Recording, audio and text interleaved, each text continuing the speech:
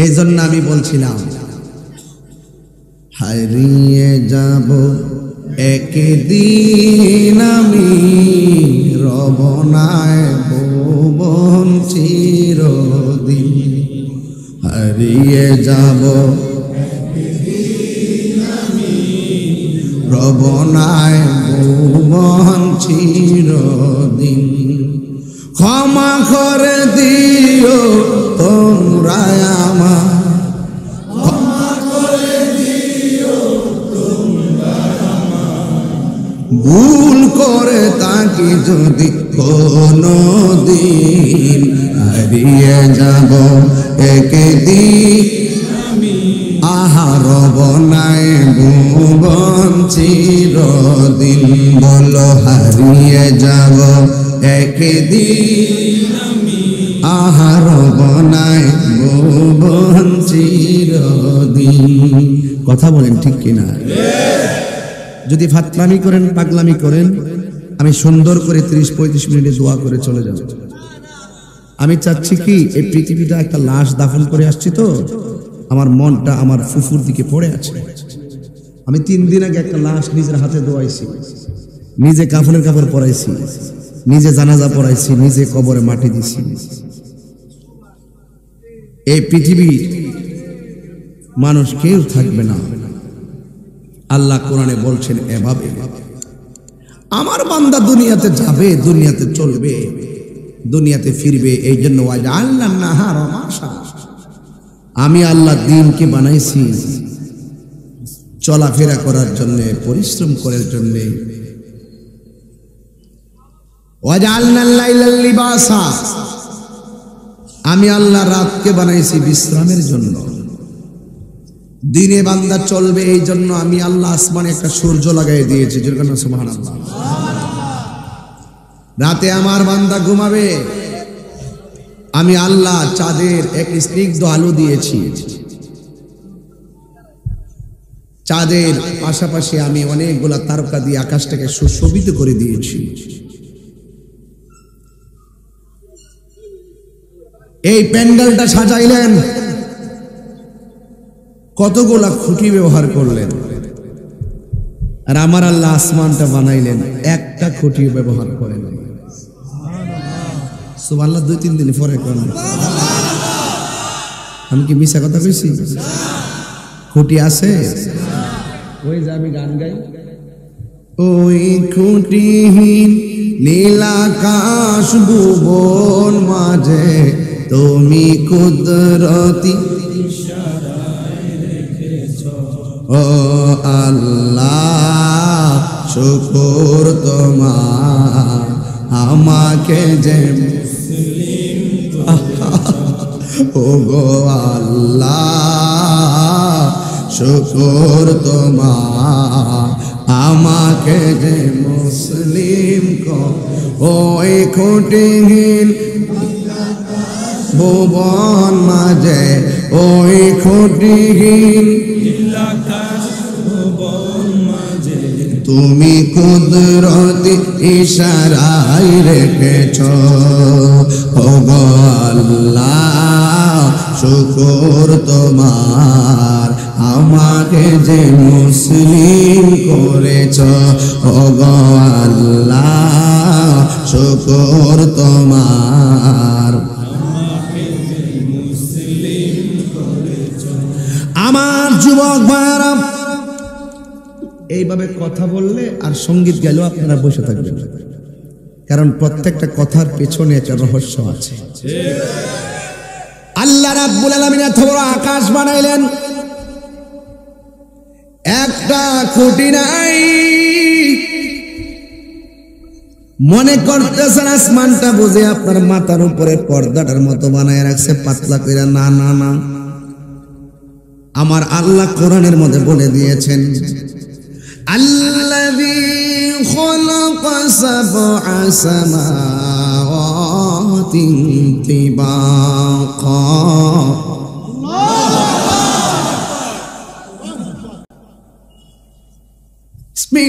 বিসমিল্লাহির রাহমানির রাহিম।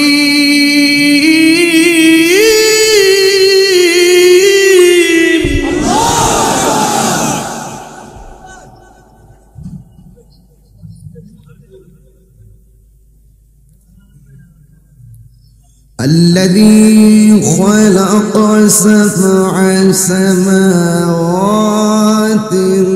طباقا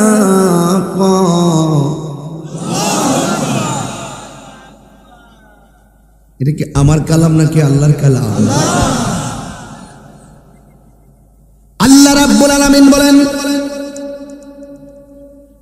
আমি আল্লাহ আসমান একটা বানাই নাই, সাবআ সামাওয়াতিন, আমি আল্লাহ 7টা আসমান বানাইছি। একটা আসমান থেকে আরেকটা আসমানের দূরত্ব হলো 500 বছরের রাস্তা। কার লাগে বানাইছে? আঙ্গুল লাগে। এই বান্দা দুনিয়াতে চলবে, এই বান্দা দুনিয়ায় ফিরবে, পায়ের নিচে মাটি দিছে 7 জমিন, আর আসমানটারে আমার আল্লাহ বানাইলেন 7 আসমান। الذي خلق سبع سماوات طباقا الذي خلقك فسواك فعدلك আমি আল্লাহ রাব্বুল আলামিন এই পৃথিবীটাকে সুন্দর করে সাজাইলাম। কেমনে? ডানে তাকায়া দেখ, সব গাছের রং সবুজ।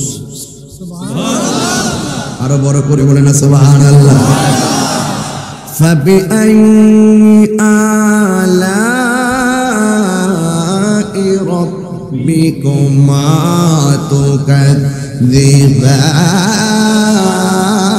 تكذبان الله أكبر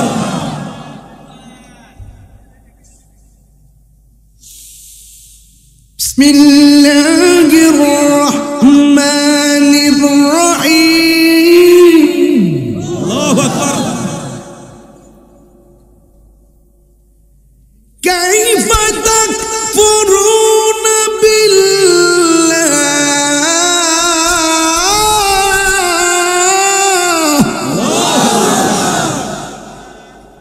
তোরে তো নিয়ামত দিলাম, তুই সেই রবকে কিভাবে অস্বীকার করস? না ফরমান।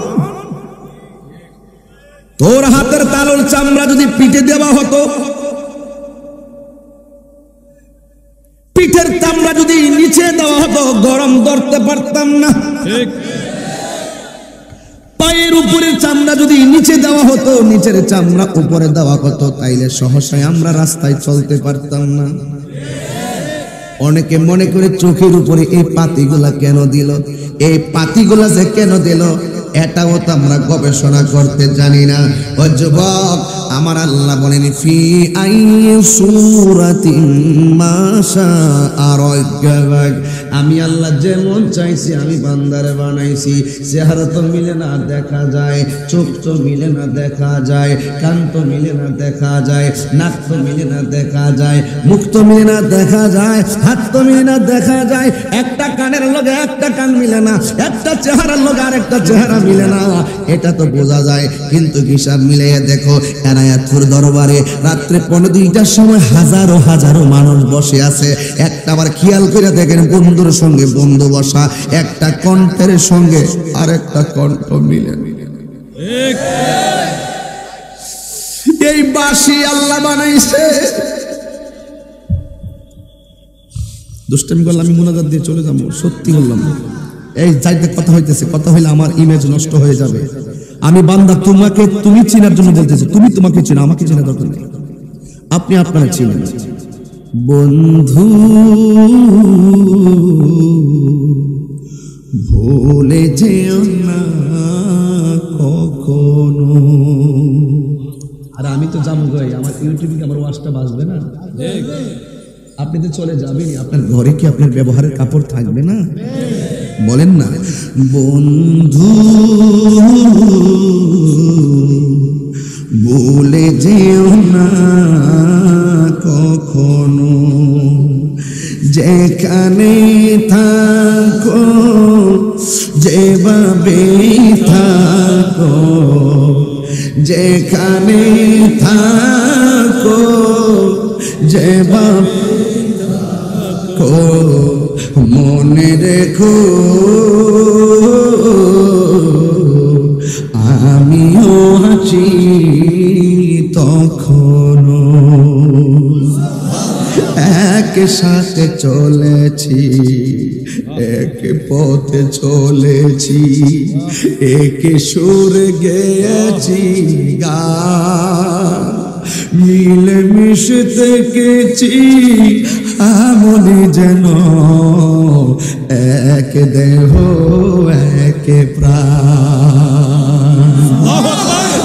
একই সাথে চলেছি, একই পথে চলেছি, একই সুরে গেছি গান, মিলে মিশে থেকেছি এমনি যেন এক দেহ এক প্রাণ।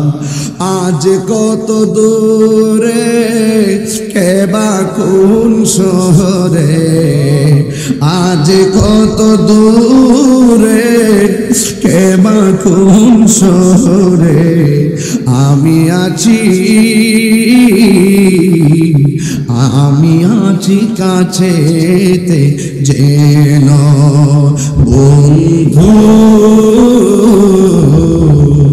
আল্লাহু আকবার।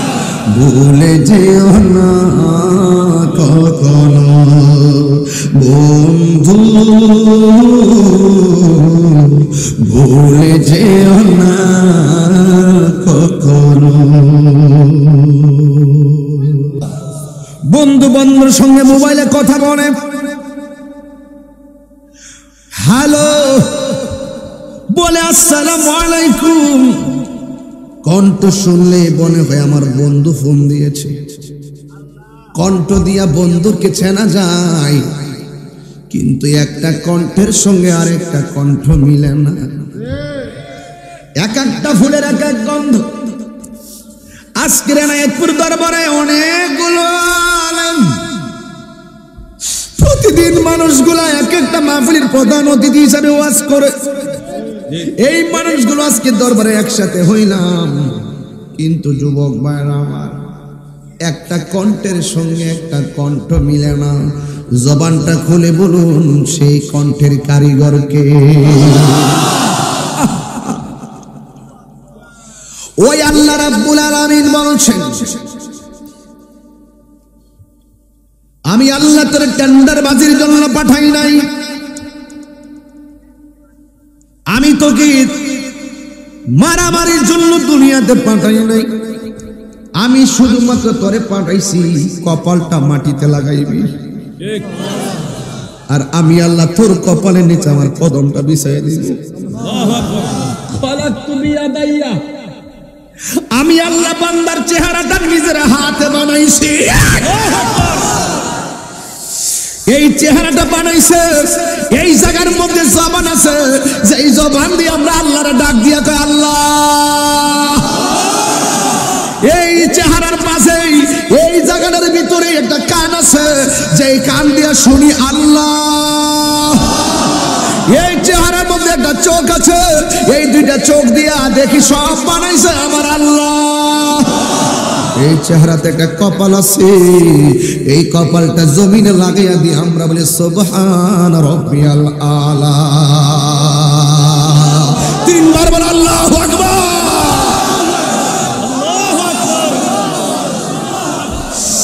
কিভাবে অস্বীকার করবেন? সেই মহান রবকে কেমনে ভুলে যাবেন? কিভাবে আমার রবকে ভুলে যাবেন? রব তো সব বানাইছে আপনার জন্য। শুধুমাত্র দেখেন আমাদের দেশের মধ্যে ফ্যাক্টরি আছে, এই ফ্যাক্টরিতে 20 দিন না গেলে 20 দিনের বেতন কাটা দেয়। দুনিয়ার মালিকানা 20 দিন পাইয়াই 20 দিনের বেতন কাটা। আমার আল্লাহ তো সব কিছুর মালিক। আল্লাহকে আমি তোরে 5 ওয়াক্ত নামাজের হাজিরা দিলাম, শুধু আইসা সেজদা লাগাইয়া দিবি, তুই আমার বান্দা, আমি তোর রব। এরপরে তুই কাজ কর। এরপরে ওয়াজআলনা লাইলা লিবাসা, রাতে ঘুমা। ওয়াজআলনা নাহারা মাশা, এরপরে তুমি দিনের বেলা চলাফেরা করো। ফাইজা কুদিয়াতিস সালাহ ফান্তাশিরু ফিল আরদ, তুমি নামাজ আদায় কইরা তারপরে জমিনে ছড়ে পড়ো, অসুবিধা নাই। 24 ঘন্টার ভিতরে সব মিলাই 1 ঘন্টাও মালিককে তোমার কাছ থেকে মাত্র সিলেবাস দিছে, মাথাটা ধোয়াই দিবে। আল্লাহু আকবার আল্লাহু আকবার আলহামদুলিল্লাহি রাব্বিল আলামিন আর রহমানির রহিম মালিক ইয়াউমিদ্দিন ইয়্যাকা না'বুদু ওয়া ইয়্যাকা নাস্তাঈন ইহদিনাস সিরাতাল মুস্তাকিম সিরাতাল লাযীনা আন'আমতা আলাইহিম গায়রিল মাগদুবি আলাইহিম ওয়ালাদ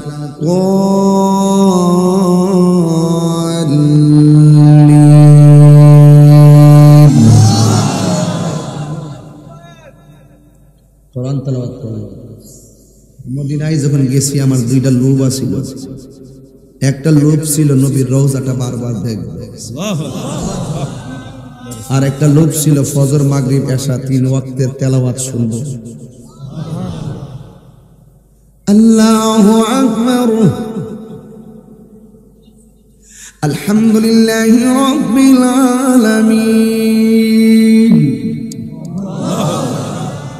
আর রহমানির রহিম মালিক ইয়াউমিদ্দিন ইয়্যাকা না'বুদু ওয়া ইয়্যাকা নাস্তাঈন ইহদিনাস সিরাতাল মুস্তাকিম সিরাতাল লাযীনা আন'আমতা আলাইহিম গায়রিল মাগদুবি আলাইহিম ওয়ালাদ